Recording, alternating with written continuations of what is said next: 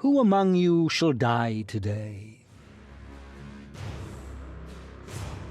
Welcome to the adventures of Pippi and the Hammer Bitches in Mordheim, City of the Damned. And now to address our lovely little ladies. To start, we have the leader of the Hammer Bitches, Pippi Langstrom, who is our Sigmarite matriarch. Accompanying her, it's Foxy Brown, Sister Superior.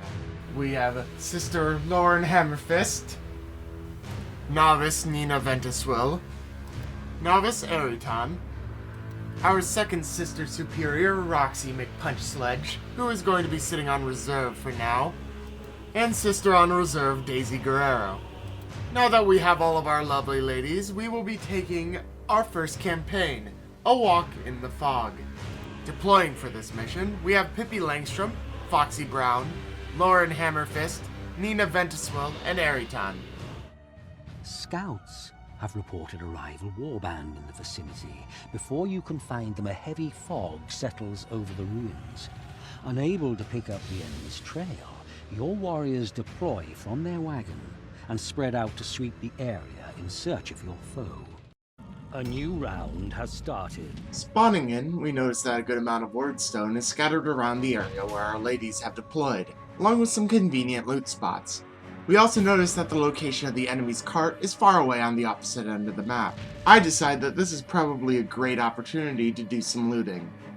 Starting out, I move Pippi towards some wordstone located in a nearby building. But, due to the terrain and the placement of the wordstone, along with limited movement, Pippi doesn't get to accomplish much on her first turn. Eriton and Lauren Hammerfist deployed together in the same building around the center of the map, in a hotspot for a lot of wordstone. But the best part of their location was Aries' discovery of a chest containing some light armor and a pendant, both of which could be used for our troops in the future. My original plan for Foxy Brown close to the cart was to gather some wordstone I'd marked out beforehand. But due to her speed and the wordstone's odd location within a building, that plan quickly fell through. The Hammer Bitches aren't too agile. Novice Nina, on the other hand, finds herself nearby a building which is a great deal easier to navigate. In it, she manages to find 2 wordstone fragments and some bags lying around. Then, with a lovely shot of her teeth and eyeballs, she prepares a rather unnecessary ambush through the doorway. Lauren's turn involves some more wordstone gathering as she heads out to the street to pick up 3 more fragments before ending off her turn. Fruitful, but rather uneventful. A new round has started. Starting the second round, Pippi makes her way towards a nearby wordstone fragment. Sadly, everything else around her is quite out of reach and at inconvenient locations, so I decide to move her forward in hopes of having her scout out the enemies. Aries' second turn winds up being rather brief, as she jumps down clumsily from the second floor platform to find herself just short of looting another nearby building. Maybe next turn. Foxy Brown also has a rather brief second turn with another clumsy fall. After saying hi to Nina, she ends off on a nearby staircase. After having Nina scurry around for a little bit and getting blocked by Foxy, I decide it's best to have her catch up with Pippi. Safety in numbers. Lauren tries to find some loot in a building, and after a bit of searching, she finally spots it.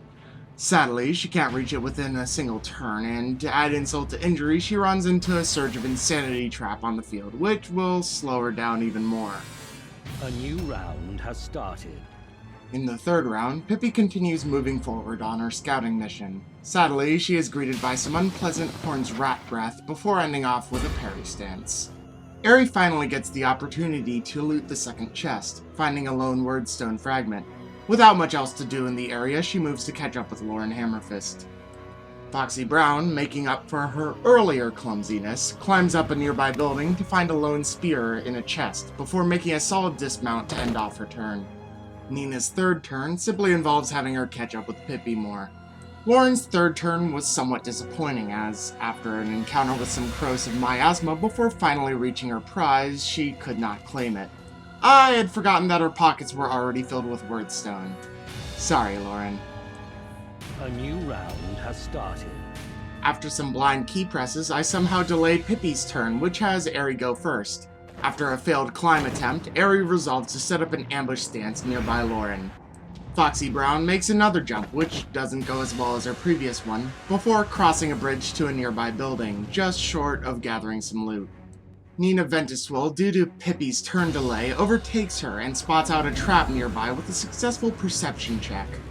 Pippi moves to join Nina, and after looking down a nearby alley, moves forward past Nina to spot out our first enemy! Yay!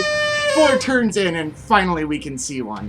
Pippi takes up a parry stance in preparation of a possible charge, but is greeted with nothing. Lauren moves up in the building to find another wordstone fragment, which she can't grab, before successfully taking a rather risky leap. She then moves towards the enemy and sets up an ambush stance. A new round has started. At the start of round 5, an enemy finally comes into Pippi's full view, stopping a distance away and setting up an ambush in clear sight. Eri follows Lauren's lead, pushing back towards their original spawn to locate a new, much closer enemy. She backs up a bit and prepares a dodge stance. Foxy Brown claims the wordstone nearby before heading out to catch up with Eri and Lauren, running into some befuddling fumes, which, considering she doesn't have and can't use ranged weapons, doesn't mean much. Nina comes up behind Pippi and sets up a dodge stance nearby for the incoming enemies. Pippi casts Sigmar's Might to buff Nina and herself, but receives a Fervor debuff from Divine Wrath, which decreases her strategy and action points by 1. To end off the turn, Lauren Hammerfist moves up and gets in position for a potential ambush. A new round has started. Action finally starts up in round 6 as the enemy, Edda Kolb, moves in from behind to get caught up in Pippi's successful ambush swing, only to whiff her own hit. Lauren's ambush, however, is much less successful. Not only does she miss, but the enemy Wilda van Holzhauser batters Lauren up with about 2/3 of her health and damage. Eri's attempt to aid Lauren doesn't bear much fruit, however. Her charge misses. On the other hand, Foxy Brown's charge deals a great deal of damage, which may very well turn the tide of battle with Wilda. Nina and Pippi wail on Edda Kolb for a great deal of damage, which doesn't seem to be very pleasing for Eloise Kolb. Lauren, after missing her own swing on Wilda, takes a risky flee to remove herself from combat. Wilda gets a good hit on her, leaving her with a total of 6 HP, but she does manage to escape into a nearby building without getting knocked out. Passing her all-alone test, Edda Kolb swings at Pippi, only to get parried. Pippi then takes a swing back and, after knocking her out, steals her 2 wordstone fragments. Sadly, she falls straight into Eloise's ambush, getting hit. Wilda swings at Foxy Brown, hitting one of her swings for a nice bit of damage. Eri gets a bit of revenge, though, and takes a hit to her face, leaving her wide open for Foxy to knock her out with 2 great hammer swings. Stealing her token towards the optional objective, Foxy moves to try and catch up with Pippi and Nina. Nina comes around Elise's flank and hits her in the back, but Elise turns around to whack Nina right back. Lauren, extremely low on health, stays behind to avoid additional combat. Pippi starts out her next turn with 2 successful strings on Elise, taking her health down even lower. Eri moves back towards the cart, concerned about the 2 as of yet unseen enemies that are lurking somewhere on the map. Foxy moves forward, running into another useless befuddling fumes buff before setting up an ambush at the top of some nearby stairs. Nina takes a swing on Elise, who once again swings back in anger. Out of the 2, however, Elise is definitely in worse condition. Coming in a little too close, Foxy ambushes Selma Lochin for a huge chunk of damage, but is met in turn with a response swing that leaves her in very poor condition. Pippi disengages from Elise to go assist Foxy, who is in the worst condition. Despite running into a disorienting veil, she manages to catch up and enter combat with Selma, hitting her with a single swing. Eri, still worried about the cart, moves towards it, but sees nobody. Foxy misses her first swing, but ends Selma's resistance with the second swing and takes her great hammer to replace the spear she found earlier. After all, bitches love hammers. She chants with Pippi nearby, giving her a 4 Sigmar speed buff. Nina finishes off Elise, knocking her out. Lauren Hammerfist, however, still remains inside, away from combat. Starting out the 10th turn, Pippi moves forward, finding Merzia Falkeson, and successfully lands a charge attack on her, along with a follow-up swing. Sadly, this means very little, as the enemy fails to pass their route test soon after, ending in victory for Pippi and the Hammer Bitches. The faithful need never fear defeat, for great Sigmar's strength lives within them. The battle is over, and Foxy Brown comes out the MVP of the warband. While nobody levels up, the loot is decent for a first battle, and, with no knockouts, nobody comes home injured. The warband is paid, and everyone rests for the night. Come the following morning, the party receives their first shipment request from faction leader Bertha Bestrafrong. With this in mind, the party gears up and heads out on another mission.